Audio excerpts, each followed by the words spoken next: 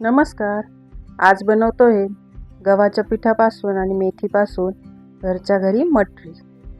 तर त्यासाठी कढईत मी 1.5 चमचा तूप टाकले आणि मेथी स्वच्छ धुवून बारीक अशी कापून घेतली आहे. आता तिचा कडवटपणा जाण्यासाठी थोडीशी आपण ती परतून घेणार आहोत. अगदी 2-3 मिनिटेच परतवायची आहे. आता ही छान परतून झाली आहे. गॅस बंद करून असेच आपण थंड करत ठेवूया. तोपर्यंत इकडे एका भांड्यामध्ये 4 वाट्या मी इथे गव्हाचे पीठ घेतले. आपले रेग्युलर कणकेचे असते तेच पीठ वापरते. आणि पाऊण वाटी बारीक रवा घेतलाय, म्हणजे 3/4 वाटी. तुमच्याकडे जाड रवा असेल तर तोही घेतला तरी चालेल. 2 चमचे बेसन टाकले, 1 चमचा सफेद तीळ आणि 1 चमचा ओवा. हातावरती चांगला चुरून आणि मग टाकायचा आहे. ओवा पचण्यासाठीही चांगला असतो आणि ओव्याने मठरीला छान अशी चव येते. 1 चमचा जिरे, 1 चमचा लाल तिखट, अर्धा चमचा हळद, 1 चमचा काळं मीठ. काळ्या मिठाने छान चटपटीत अशी चव येते. आणि रेग्युलर आपण जे मीठ वापरतो ते चवीनुसार टाकायचे. आता मोहनसाठी 2 चमचे इथे तूप टाकणार आहे. हे सर्व आता एकत्र करून पिठाला छान तूप चोळून घ्यायचे, म्हणजे मठरी छान खुसखुशीत होतील. आता पिठाला तूप चोळून झाले की त्यात थंड झालेली मेथी घालून घ्यायची आणि अगोदर पाणी न टाकता, मेथी ओलसर असते त्यामुळे त्यातच थोडीशी मळून घ्यायची आणि नंतर लागता पाणी टाकत जायचे आणि मळत जायचे. हे पीठ एकदम घट्टसर असे मळायचे, खूप सैलसर ठेवायचे नाहीये, नाहीतर मग मठरी नरम पडेल. त्यामुळे चांगले घट्टसर मळायचे. कणिक मळतो त्यापेक्षा थोडीशी अजून कडक मळायची. मुलांना भूक लागल्यावर बाहेरचे पदार्थ खायला देण्यापेक्षा अशा प्रकारे मठरी करून ठेवली की कधीही भूक लागल्यावर देऊ शकतो. मठरीत मैद्याऐवजी गव्हाच्या पिठाचा वापर केलेला आहे, त्यामुळे पौष्टिकही आहे आणि चविष्टही लागते. घट्टसर पीठ मळून झाले ते झाकण ठेवून 15 मिनिटांसाठी असेच ठेवू, म्हणजे त्यातला रवाही चांगला फुगेल. तोपर्यंत एक पेस्ट तयार करून घेऊया. त्यासाठी वाटीत 2 चमचे कॉर्नफ्लॉवर आणि 2 चमचे तूप घेतले. दोन्ही एका चमच्याने मोजून घ्यायचे आणि सॉफ्ट मऊसर अशी पेस्ट होईपर्यंत हलवून घ्यायचे. लागल्यास एखादा चमचा अजून तूप घालू शकता. कॉर्नफ्लॉवरऐवजी मैदा किंवा कणिकही वापरू शकता. पीठही छान भिजले गेले असेल. आता त्याची आपण मठरी बनवून घेऊया. थोडेसे पीठ परत एकदा मळून घेते, म्हणजे छान सॉफ्ट होईल. त्याला मळताना तेल वगैरे लावायची काही गरज नाही आहे. असाच गोळा घेऊन त्यातला एक छोटा, आपण चपाती करतो त्याप्रमाणे तेवढा गोळा घेतला तरीही चालेल. आणि आता तो आपण लाटून घेणार आहोत. असाच प्लेन फक्त लाटून घ्यायचा आहे आणि जितका पातळ लाटता येईल तितका पातळ लाटायचा आहे तो. आता मी इथे पोळपाटावर लाटते. तुमचं पोळपाट छोटा असेल, लाटता येत नसेल तर खाली किचनच्या ओट्यावरती डायरेक्ट तुम्ही लाटू शकता. आता त्यावरती आपण पेस्ट तयार करून घेतली कॉर्नफ्लॉवर तुपाची, ती लावून घ्यायची. आपण ही मठरी लेअरवाली बनवणार आहोत, त्यामुळे अशा प्रकारे पेस्ट लावून घेतली की छान लेअर पडतील. आता त्यावर थोडेसे कोरडे पीठ भुरभुरायचे आणि दोन्ही साईडनी फोल्ड करून परत त्याला पेस्ट लावून घ्यायची. आपण जशा साठ्याच्या करंज्या करतो त्याप्रमाणेच याची पण पद्धत आहे. आता परत एकदा कोरडे पीठ टाकून परत फोल्ड करून घ्यायचे आणि आता लाटून घ्यायचं आहे परत एकदा. आता तुम्ही असंच एकदा करून आणि फोल्ड करून लाटून हे कापून घेऊ शकता,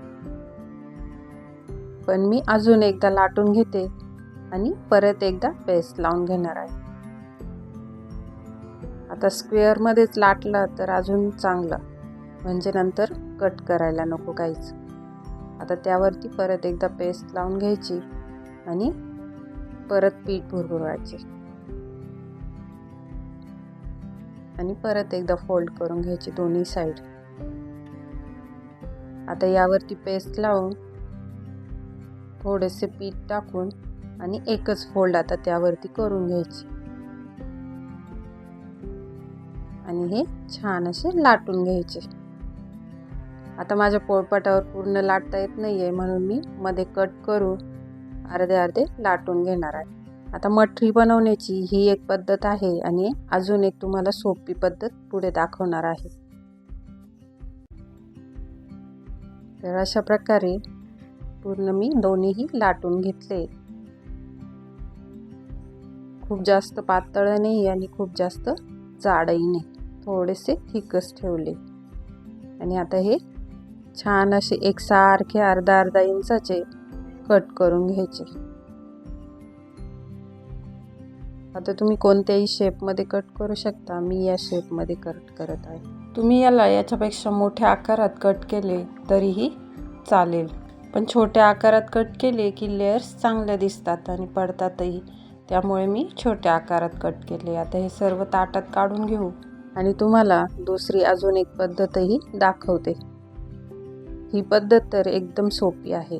आपण ज्याप्रमाणे चपाती लाटतो त्याप्रमाणे एक चपाती लाटून घ्यायची, थोडी पातळसरच अशी ठेवायची आणि आता एका ग्लासच्या साहाय्याने त्याला पुरीसारखा शेप द्यायचा आहे. या मठरी तर एकदम सोप्या आणि झटपट होतात. आता उरलेले पीठ काढून घ्यायचे साईडने आणि फोकच्या साहाय्याने, काट्या चमच्याच्या साहाय्याने याला टोचे मारून घ्यायचे असे, म्हणजे आपली मठरी फुगणार नाही आणि नरम पडणार नाही तेलात टाकल्यावर. आता याच प्रकारे तुम्ही याला स्क्वेअर शेप देऊ शकता किंवा शंकरपाळ्यांचा शेपही देऊ शकता. कोणत्याही आकारात बनवली तरी मठरी छानच होते. आता दोन्ही मठरी मी इथे बनवून घेतले. आता ह्या तळून घेऊया. त्यासाठी तेल अगोदरच गरम होत ठेवले होते. तेल चांगल्यापैकी गरम करून घ्यायचे, पण खूप जास्त कडकडीतही करायचे नाहीये, नाहीतर मग मठरी टाकल्या टाकल्या जळून जाईल. त्यामुळे थोडेसे आपण भज्यांसाठी वगैरे कसं पुरीसाठी तेल गरम करतो त्याप्रमाणे तेल गरम करायचे आणि मठरी टाकताना गॅस मोठा ठेवायचा आणि टाकून झाली की लगेच कमी करून द्यायचा. सर्व मठरी येथे कमी गॅसवर छान गोल्डन ब्राऊन होईपर्यंत तळून घेतली आहे. तळताना अजिबात घाई करायची नाहीये, नाहीतर मठरी थंड झाल्यावर नरम पडेल. त्यामुळे कमी गॅसवरती सावकाशपणे तळायची आहे. आता गोल केलेल्या मठऱ्याही तळून घेते. ह्या मठरी तळण्यासाठीही खूप कमी वेळ लागतो. आता ह्याही मंद गॅसवरतीच तळून घ्यायच्या. यालाही छान गोल्डन ब्राऊन कलर येऊपर्यंत या मंद गॅसवर तळून घ्यायचे.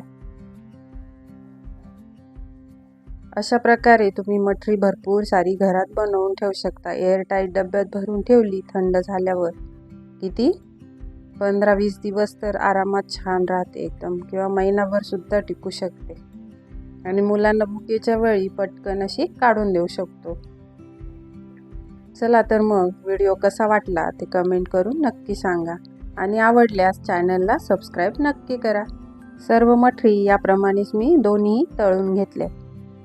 बघा किती छान आवाज येतो, कुरकुरीत झालं एकदम. आणि तोडूनही दाखवते, छान कुरकुरीत अशा मस्त झालंय.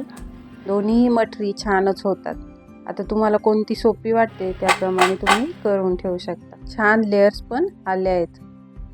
माझ्या मुलीने तर एवढी मठरी 2-3 दिवसातच फस्त करून टाकली. चला तर मग भेटूया पुढच्या नवीन रेसिपी सोबत. तोपर्यंत मस्त खा, स्वस्त राहा.